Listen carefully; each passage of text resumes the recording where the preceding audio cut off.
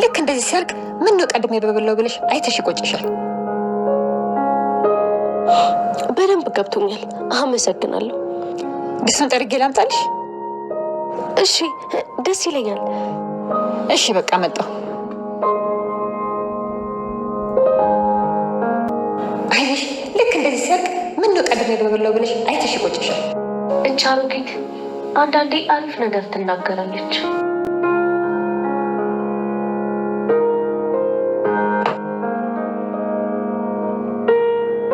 እንዴ ቆይ ምንድነው ይሁሉ? ወጥ የለም ድስቱን ጠራርጌ ላምጣልሽ ብለሽ አይደል እንዴ?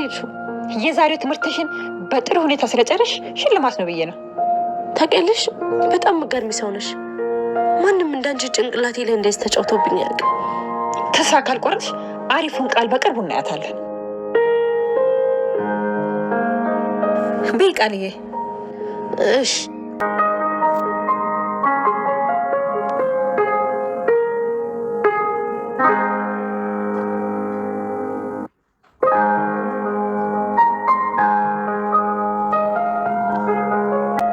ሽንት ቤት ስወጣ የጠበቅሽ ነው በዚህ ብርድ? አንቺ ነሽ ደግሞ መጸዳጃ ቤት የምትወስጂው? ብሌን በዚህ ነገር እኮ የተጠቀመብሽ እኮ ነው። በአንቺ ለመታቀፈኝም ልጎዳ እንዴ? ዳግም ላፍ ልጓ ማብደለት ሳሚ እንደዚያ ነው ላይ ብሎ ነው። አንተ ግን ያኔ ስልኬን ዘግቼብሻለሁ። በሚያስፈልግ ሰዓት አልተገኘሁም። የገባሽንም አልሰጠሁሽም። በደንብ ይገባኛል። እንደበደልኩሽም አውቃለሁ። ግን ታዲያ የአንቺ ይቅርታ የሚያስፈልገኝ ሰው ነው? ቆይ ይቅር ለማትይው ሰው ነው የጠላቴን ቀለበት ያሰርሽው? ብሌን አፈቅርሻለሁ። ያለ አንቺ መኖር አልችልም። ትዝ ይልሻል እንዳትሆኝ ብለሽኝ ነበር። በእኔ ተስፋ እንዳትቆርጥ ብለሽኝ ነበር። እኔ ግን ተስፋ አልቆረጥኩም። አንቺ ግን ተስፋ ቆርጠሽብኛል። ይኸው ትተሽኛል። ብሌን አፈቅርሻለሁ። ይህን ነገር በቃ እዚህ እንቋጨው።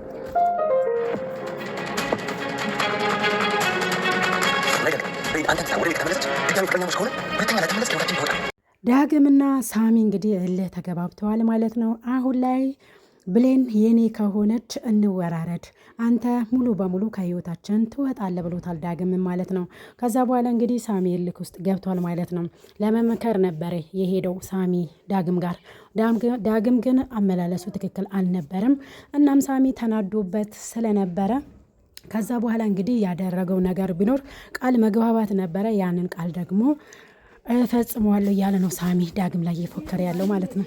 በመጨረሻም ግን ዳግም ሳያሸንፍ አይቀርም ማለት ነው። ሳሚን እንግዲህ ወደ ሽንት ቤት ደግፋ ይዛ እየሄደች እሱም ወጥቶ እያያቸው ነበረ። በጣም ተናዶባት ነበረ። ብሌን ላይ ያለው አማራጭ እንግዲህ ወደ ፍቅር ለመግባት ወይ ደግሞ ብሌንን ወደ ራሱ ለመመለስ ግዴታ ያው ቅናቱን ዋጥ አድርጎ ማባበል እንዲሁም ደግሞ ይቅርታ እንድታደርግለት ነበረ ጥረቱ ያደረገው ማለት ነው። ምክንያቱም ከሳሚ ጋር ስለተያያዘ እንዲሁም የኔ አደርጋታለሁ ያኔ ደግሞ አንተ ከህይወታችን ትወጣለህ ብሏል ማለት ነው። ያንን ነገር ለማድረግ ደግሞ በቁርጠኝነት ተነስቶ ሳሚን ማሸነፍ ስላለበት ያንን ነገር በትዕግስት ለመፈጸም እንግዲህ በመጨረሻም ሊስማት ደርሷል ማለት ነው። ከዛ ሳሚ ከሽንት ቤት ሲወጣ በጣም ደንግጦ ነበረ። ከዛ በኋላ እንግዲህ አብሮ ቃል የተግባቡትን ነገሮችን ሲያስታውስ ሳሚን በጣም ተናዷል ማለት ነው። መጨረሻው ምን ይሆናል ብላችሁ አሰባችሁ?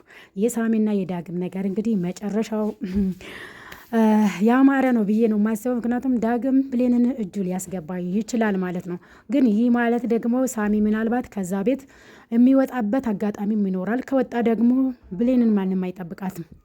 ብሌን አደጋ ላይ ልትወድቅ ትችላለች። እዛ እንግዲህ ጆ እሷን ለመግደል በመጀመሪያ ደረጃ ቆርጦ ተነስቷል።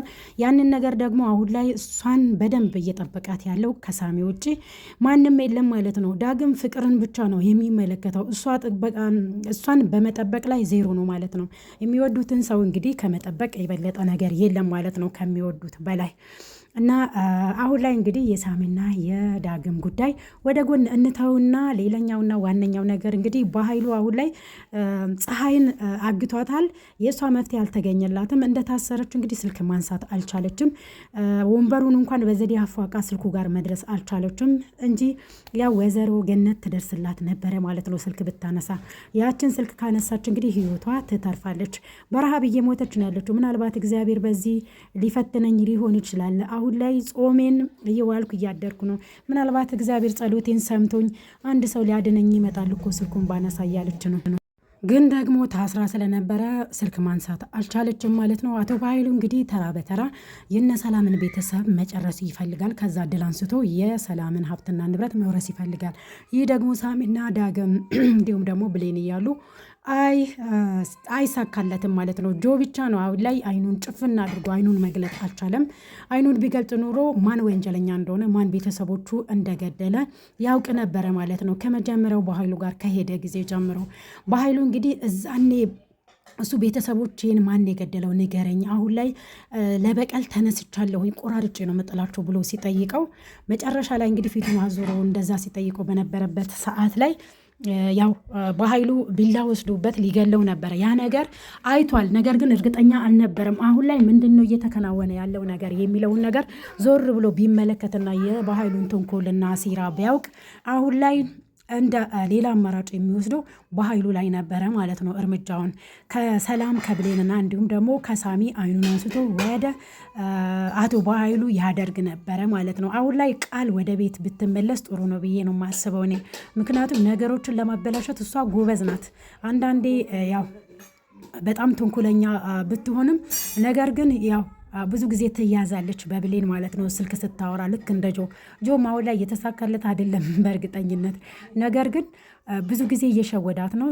ያው ጆሮውን ሰጥቶ ሲያዳምጣቸው የነበረውን ነገር እንግዲህ አሁን ላይ ተጠቅሞበታል ማለት ነው። ያ ነገር ደግሞ አድኖታል ከተንኮልና እንዲሁም ደግሞ ተደብቆ ሲያዳምጥ የነበረውን ነገር ከብሌን ጋር ሲጫጫው በነበሩበት ሰዓት ላይ ሳሚ እንግዲህ ምን ልታደርጋት ነው ብሎ አንቆ በቴስታን ብሎት ነበረ። በትዕግስት ሁሉን ዋጥ እያደረገ ነበረ። ምክንያቱም አላማውን ለማሳካት ሲል ዝም ብሏል፣ ስምታውን ሰብሯል ማለት ነው። ሳሚ ግን አልቻለም። ማንም ብሌንን ሊነካታቸው የኔም ላትሆን ትችላለች፣ የኔም ልትሆን ትችላለች፣ ነገር ግን ማንም ጫፏን አይነካትም ብሎ ለእሷ ጥብቅና ሆኖ እንዲሁም ደግሞ እየጠበቃት ነው ያለው ከአውሬ ማለት ነው። እና ያው በሱ ሰበብ ነው ባለፈም የዳነችው ማለት ነው። አሁን ላይም እንግዲህ ያው ነፍስ እግዚአብሔር እጅን ያለችው ጆ አይሳካለትም ማለት ነው። ካሁን በኋላ ብዙ ነገሮች ይከሽፉበታል፣ መልሶ ያስተካክለዋል ማለት ነው። እና እንዴት እንደዚህ በዚህ ልክ ሳሚ የሚልሽን ነገር ታምኛለሽ? በቃ ካሁን በኋላ ቤትሽ አልኖርም ብሎ ለመውጣት እየሄደ ነበር። ምክንያቱም አንዱ ማሳመኛው ዘዴው እሱ ስለነበረ ማለት ነው። ያው ደግሞ ሰላም የዋሃ ስለሆነች በቃ እኔ ስህተተኛ ይቅር በለኝ ወንድሜ፣ ሳሚን መስማት አልነበረብኝም፣ አንተን መጠራጠር አልነበረብኝም፣ አንተ የበኃይሉ ልጅ ነኝ ብዬ መቀበል ነበረብኝ ብላ ተጸጽታ እንግዲህ ይቅርታ ብለዋለች ማለት ነው ጆን። ስለዚህ እሱ መግቢያ መንገድ ስለሚፈልግ ነው እወጣለሁ ብሎ እንግዲህ ከግቢው ለመውጣት ሙከራ ሲያደርግ የነበረው ማለት ነው። ነገር ግን ብሌንና ሳሚ አላመኑትም። አሁንም አይናቸውን እሱ ላይ አድርገዋል። ጆ እንግዲህ አንድ ቀን መያዙ አይቀርም። አንድ ሰው ተደብቆ እሱ የሚያወራውን ከበኃይሉ ጋር ቢያዳምጡት የበኃይሉ መልእክተኛ እንደሆነ ሁሉም ሰው ያውቃል ማለት ነው። ነገር ግን ሳሚ በጣም ተጠራጥሮታል። የሆነ ቦታ አውቃለሁ ብሏል። እውነትም ሊያውቅ ይችላል። የት ነው የሚያውቀኝ እያለ ነው ያለው ማለት ነው። ጆ እንግዲህ ሴራው በቅርቡ የሚጋለጥ ይሆናል ብዬ አስባለሁኝ። እንዲሁም ደግሞ አቶ በኃይሉ እንግዲህ ያው ጆንም ማጥፋት ይፈልጋል። መጀመሪያ ግን ያው ሰላም እንዲሁም ቃልና ምንድን ነው ብሌንና ሳሚን እንዲያጠፋለት ይፈልጋል ጆ ማለት ነው። ከዛ በኋላ ደግሞ ዞሮ ጆን ለማጥፋት ይፈልጋል። በኃይሉ ለራሱ ነው ሁሉን ነገር ያመቻቸው። የውሸት ታሪክ ፈጥሮ ለሱ ነግሮ ንጹሐንን እንግዲህ ምንም በደል ያልሰሩትን ለማስገደል እየሄደ ያለው ማለት ነው። በኃይሉ እንግዲህ ለገዛ ለሰላም ቤተሰብ እንኳን አልተመለሰም። ቤተሰብ ያላቸውን ልጆች እንግዲህ ልጆቻቸውን እየቀማ ቤተሰቦቻቸውን እያሳጣን ያለው ማለት ነው። ምክንያቱም የዳግምን አባት አሳጥቶታል። ዳግምን ግን እሱ ነበር ያሳደገው። እንዲሁም ደግሞ ሳሚም የእሱ ቅጥረኛ አድርጎ ነበር እስከ ዛሬ ድረስ አይምሮውን ሲበርዝ የኖረው። አሁን ላይ ተስተካክሎ እንጂ የማይስተካከል የማይቀየር ነገር እንግዲህ የለም በሰው ውስጥ።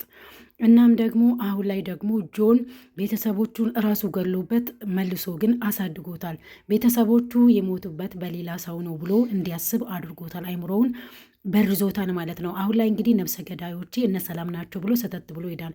አንዳንድ ጊዜ ሰው በነገረን ብቻ ሳይሆን በራሳችን መንገድ ደግሞ አንዳንድ መፍትሄዎችን ብንፈልግ ጠላቶቻችን በራሳችን መፍትሄ ደግሞ ብናገኝ የተመረጠ ነው። በጭፍን ብቻ ጠላቶቻችን ንጹሐን ምንም ያልበደሉት ምንም ሳያደርጉን የነበሩ ሰዎች ላይ እንዲህ ነው ብሎ ስለነገረን ብቻ ሄደን መበቀል የለብንም ማለት ነው።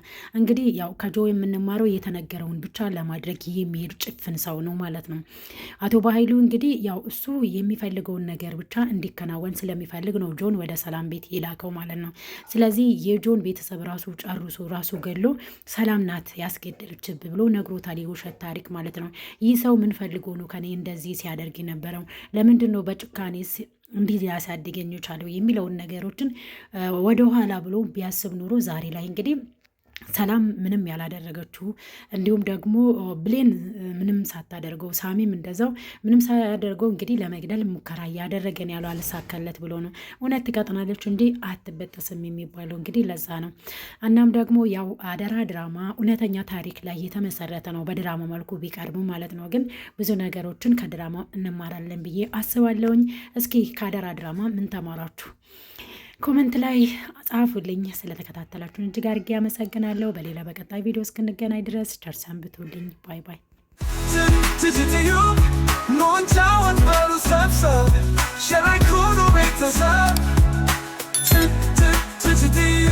ድራማው ይታይን ተንትኖ መልካሙን ነገር የኛ ናገው የቲጂ ቻናል ለዚህ ድንቅ ነው። ዘወትር ሁሌ ገብተን እንየው